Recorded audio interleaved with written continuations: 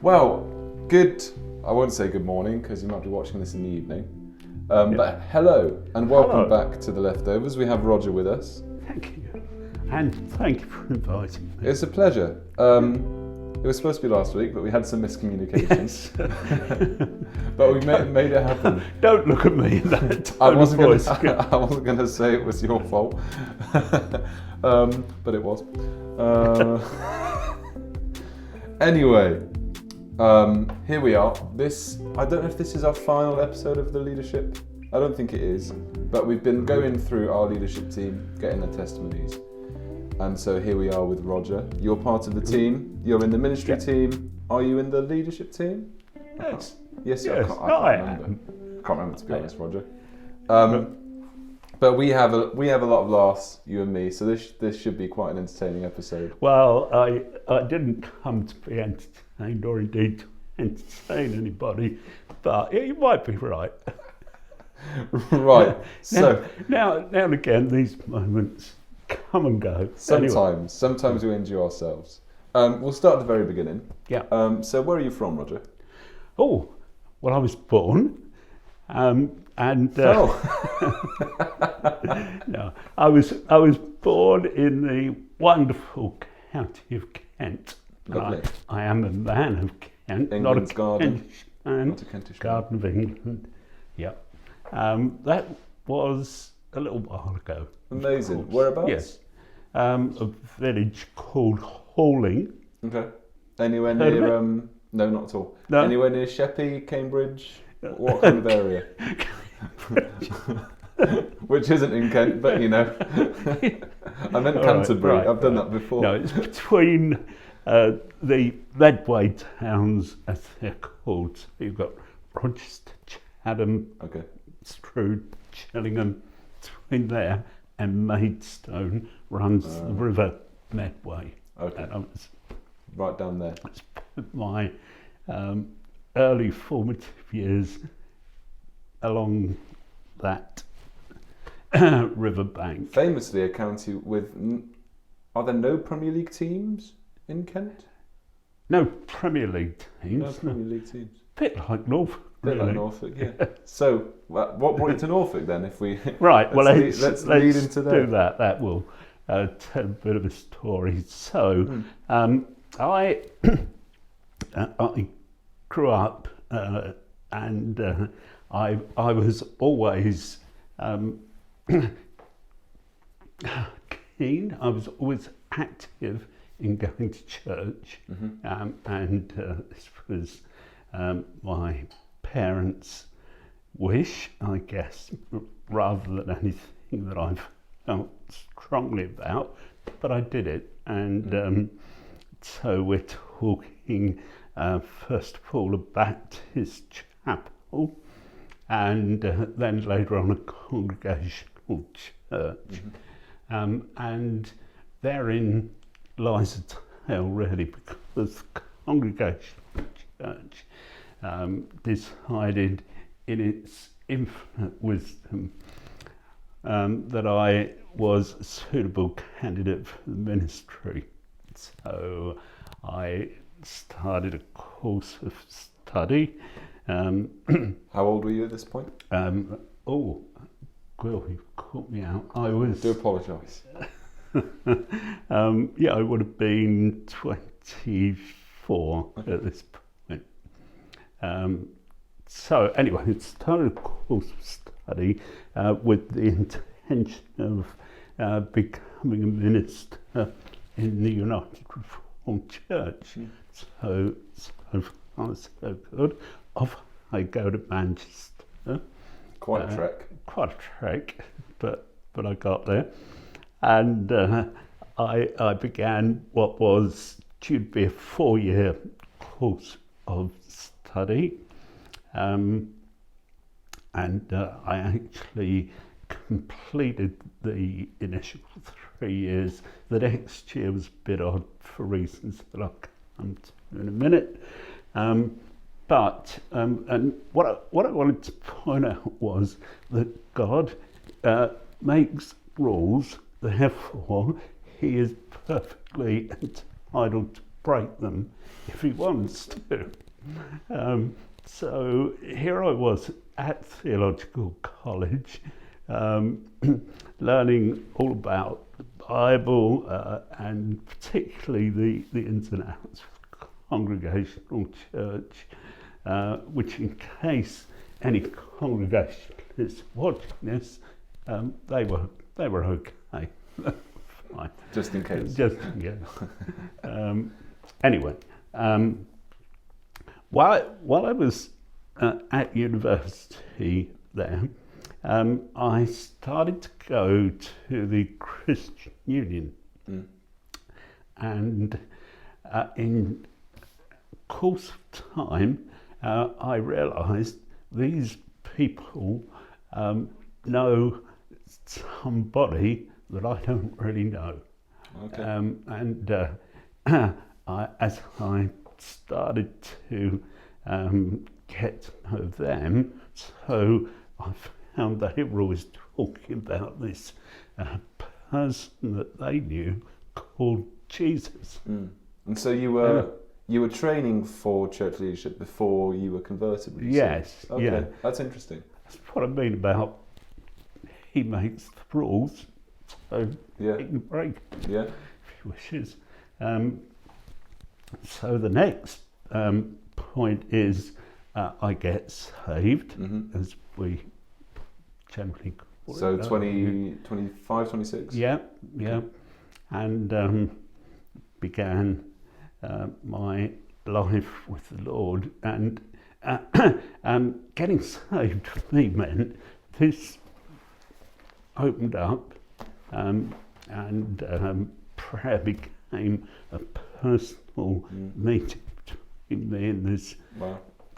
man called Jesus, and I, instead of being full of head knowledge only, I got to know Jesus personally. So looking back, is that contrast just so much greater now? Your first few years of study, preparing to be a church leader, Yeah, and not a born again Christian, and then you meet Jesus properly, and it becomes your own thing. Do you see the contrast between yeah, your it was a first few years? huge contrast.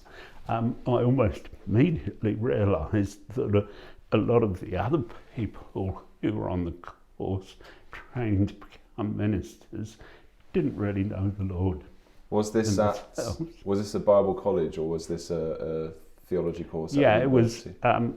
I was at Bible college, but also doing a degree at Manchester University. So really, two things Right. were running concurrently. Interesting. And so you graduate, Yeah, I assume. yeah, And- I do. I really did. Where does the Lord lead you then? Right. Well, after the first 3 years passed, and instantly at that point, I got married to Anne. And Was she also at Manchester? she was in Warrington doing a course of study as a teacher. Right. She was learning how to teach.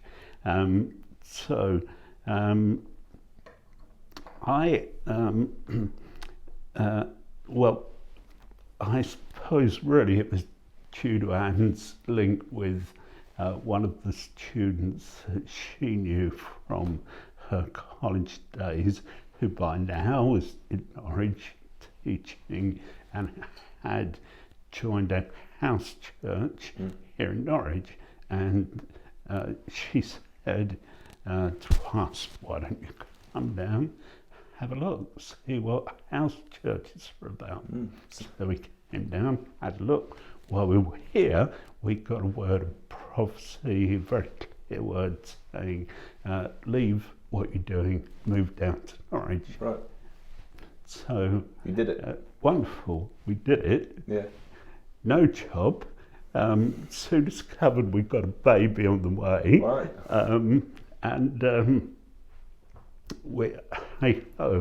Here we were. So we're gonna jump forward a couple years, Yeah. to the first time you met John Betts. Whoa. who started our church.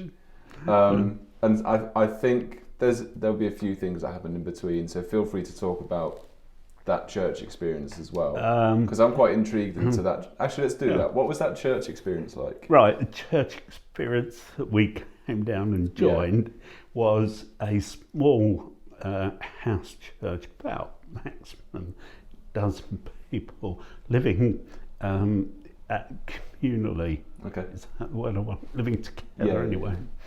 And we heard about this other house church that this Mr. Betts was leading, and the people who were leading the church we joined felt that they were called to be apostles to Norwich. Okay. And that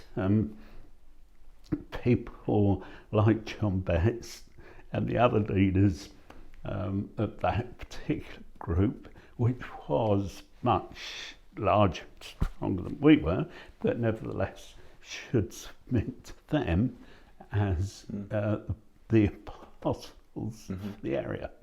And it got to the stage, Quill, where we, as a little group together, stood outside the house that this other church meeting in and handed out letters as people arrived, informing them that the apostles for Norwich were the leaders of the church we belonged to, and that they should agree to that and submit to it.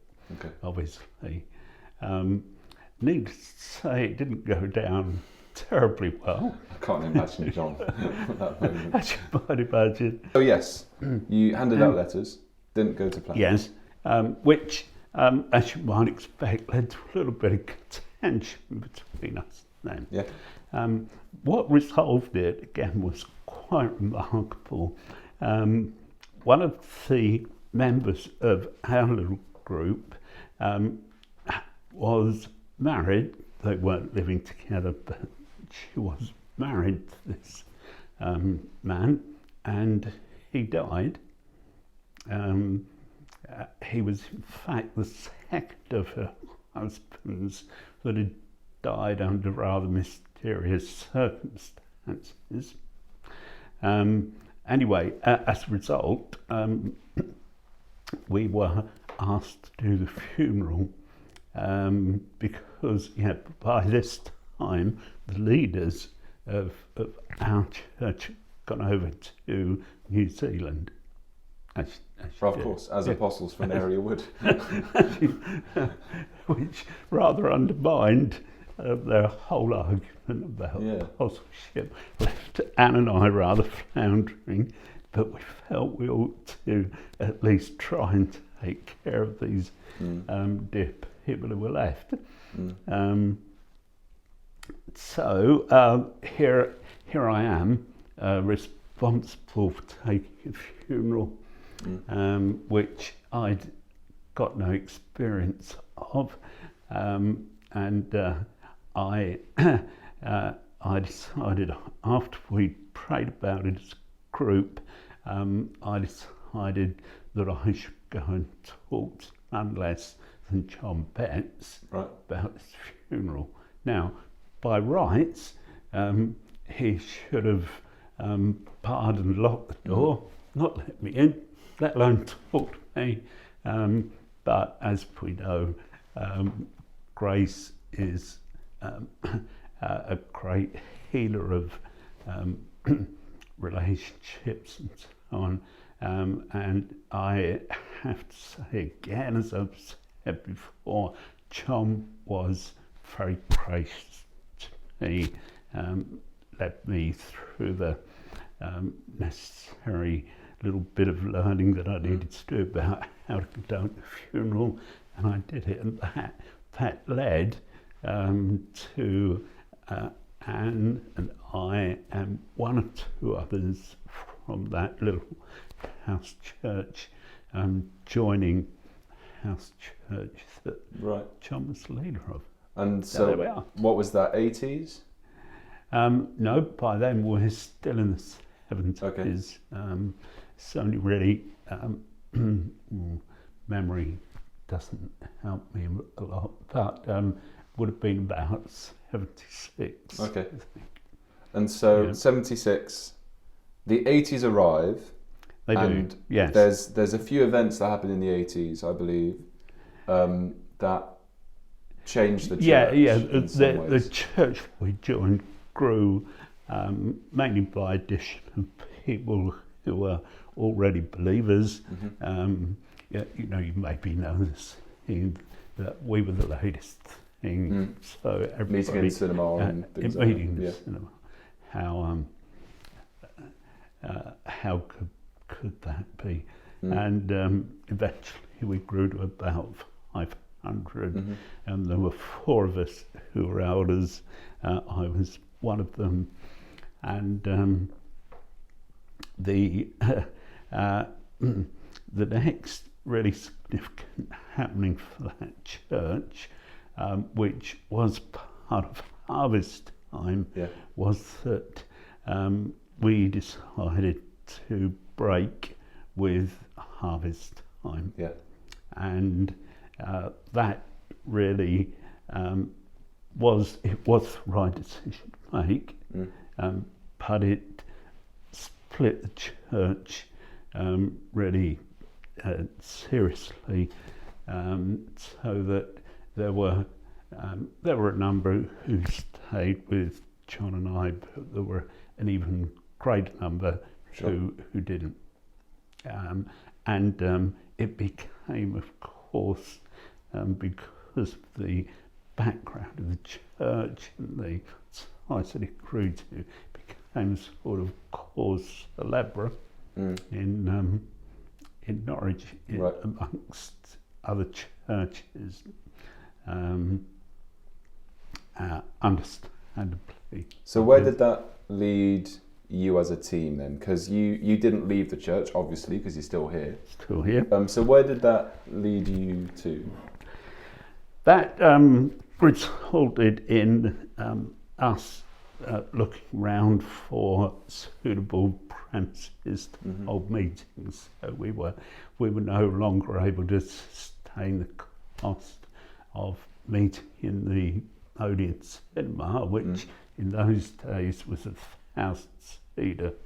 So that was not going to work. We moved around a number of other premises until the United Reformed Church, Full circle.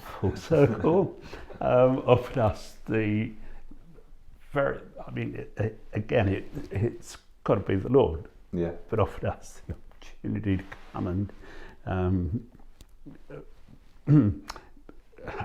take over these premises where we are now. Yeah. Which is such amazing provision, isn't it? And It the is. church is still here 40 odd years later. Yep. Yeah. So at this point, do you have a full house yourself? Are all your boys Oh, born? right. We're now at the stage where our family has grown. I've got 4 boys. Poor Anne. After this last couple of days and hearing about all of Tim and Anna's goings on, I think, Yeah, Well, we do have to say that Roger is coming off the back of hearing that he has a new grandson. yes. So yes. congratulations to Tim Thank and you. Anna. 2 sleepless nights, guys. Hard work, but I got through it. Well done. I'm glad you survived. So so you have a full house. Anne Yes. is teaching in Norwich, I'm assuming, at this point. Yes. Yes. Oh, no, I beg your pardon. No. Let me recap. Okay. All right. So she is at home looking after the children. Okay. I'm. By then I've got a job. Well done. Well done. I got it fairly soon after we arrived in Norwich. To be Okay. honest, I've got a job working as a civil servant. Little story from my side. Go on. For how long have we been here? Just over 2 years since me and Beth have moved down. I have thought that you worked for a shipping company and worked did. on ships. I have Yeah, I did. no, Well, I have no idea where this came from. No, it comes out of truth. Okay. Well, so, but it's a very minor part of the story. But, Okay. I did for 1 year work for North Sea Ferries because I skipped over the period course, yeah, where yeah. where as a family, and I was in my late teens by this stage, we moved from Kent up to Yorkshire, Okay. All. near Hull. Yes. Peaceful all. Okay. So Yes. it's not completely unfounded. So it's not. Okay, I did that- a year with North Sea Ferries. That makes me feel a little bit better. Yes, yeah, it's based in reality. Anyway, I was civil servant, 4 kids. It was financially barely sustainable, but we saw God provide in various ways through that. The real highlight, I suppose, of God's provision, other than these children, of course, thank God, was the story of the house. Can I Please do. Yeah. just Go ahead. a little bit about that? We were living in rented accommodation over a Chinese takeaway. Mm-hmm. You might think, wonderful. Nightmare for temptation. But I assure you, it had its The drawbacks. smells day and night. Oh. But it was a very nice flat. And the landlord of the flat, he was married and had bought a house out in Cosby. However, his wife was not happy living out there, and she wanted to move back into Norwich, not only into Norwich, but back into the very flat that we were living in. So the landlord approached me and said, "Were you by any chance thinking of moving?" He said, "I can't put any pressure on you." But please And move. actually, we'd only been talking and praying together about a week before about the idea of this flat is lovely, but we think we're going to have more kids. They weren't there yet, but we think we are, and we're going to need somewhere bigger. And the landlord I asked me, and I said, "Well, we've thought about it, but we haven't got any money to put down even as a deposit, so it's not really going to happen at the moment." Yeah. He immediately said, and this is another remarkable way in which God worked, "I'll give you the money What? for the deposit. I'll help you get a mortgage, and you can pay me back without interest Wow. at what was, even for us, was a very reasonable rate over a number of years." There aren't many landlords who would do that. I There tell aren't you. that many landlords around. Don't get your hopes up. Yeah, no, I won't as good as she is, I won't message my landlord. Again, I could really see God at work. Yeah, that's amazing. Yeah, and we got the house that we lived in for about 40 years. Very nice, typical Norwich Victorian terrace Yeah. house. So let's jump forward a few more then. Where are we going? Yeah. I don't Yeah. know, Roger. We'll find out. Let's jump forward a few years to the more recent past. Sadly Yeah. for us, but joyfully for Anna. She's with the Anne. Sorry, not Anna. Yeah, that's right. Anne. She's with the Lord. Yeah. Your 4 boys are all adults and living their life vaguely. Yes, some more blankly than others. Yes. Um, Yeah. Yes, you're right. Yeah. But you Yeah. are Yeah. still anchored at New Hope. Yeah. You're still here. You've seen the church in many, many forms. Yeah. So what has been your impression might be the wrong word, but what is your insight into what the church has gone through in the past, let's say 2 or 3 years? Yeah, it's right. That's a very important time, I think, for the church. The last 2, 3 years, we've moved, or at least I've moved. I believe the church has as well, to some extent, moved from being a church that was not that dissimilar to a number of charismatic Pentecostal, started off as a house church sort of church, into being what we are now, which is really a church based solely on the Word of God, where we meet together regularly to pray, where breaking bread, yes, is very important. Fellowship, yes, still is very important, which incidentally is one of the areas that I feel very strongly about, that fellowship together should be a hallmark of the church. But we've come to just take the Word of God more seriously, and just to really deepen our prayer life as individuals and as a church with the Lord. And the overall effect of that has been that we're now as a church more firmly grounded in the Word, and more ready to turn to God and ask Him to lead us. We always did that, both of those, but I think there's been a real deepening in both those areas. Well, recently. That's great insight. We've seen a growth in the past couple of years as well. Over lockdown, might have been 15, now mid-30s, yes. pushing 40. Yes. Yeah. What is your hope for New Hope? Hope.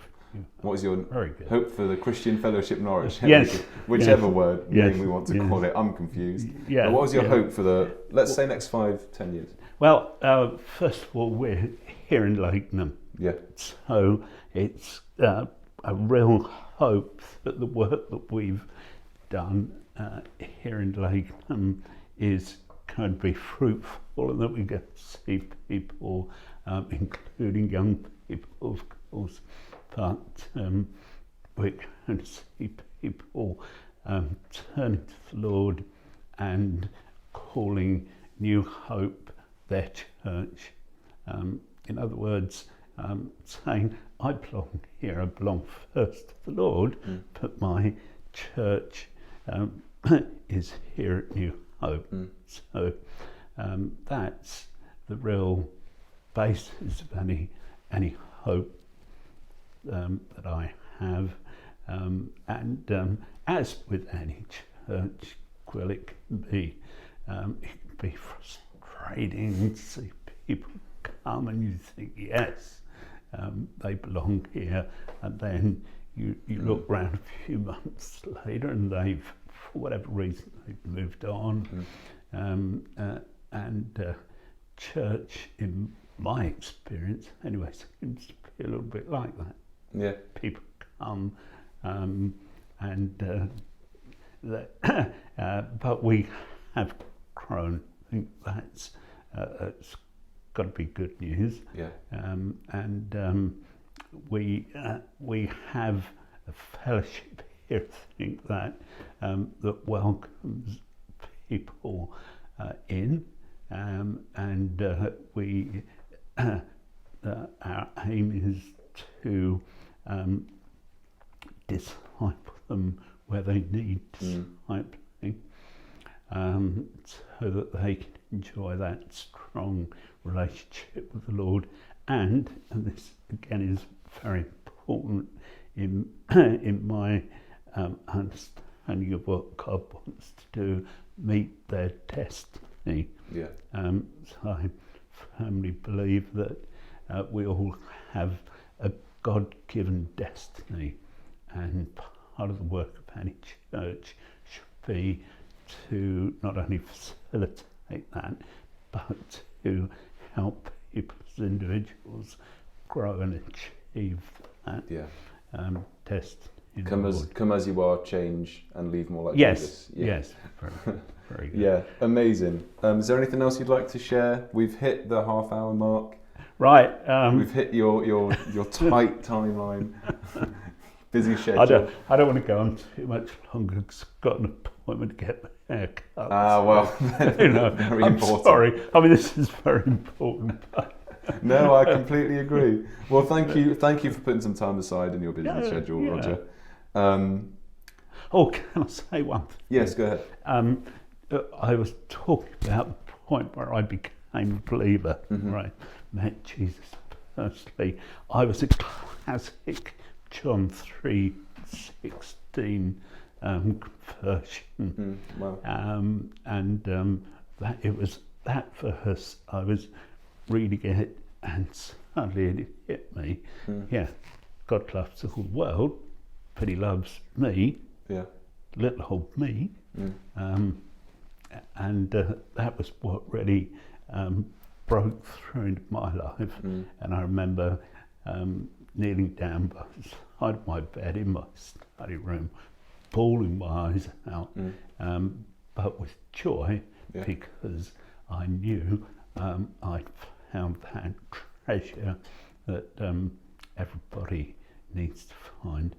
Amazing. That's a great place to finish. Thank you for jumping in and sharing that, Roger. Yeah. Come back next time for something. See you soon.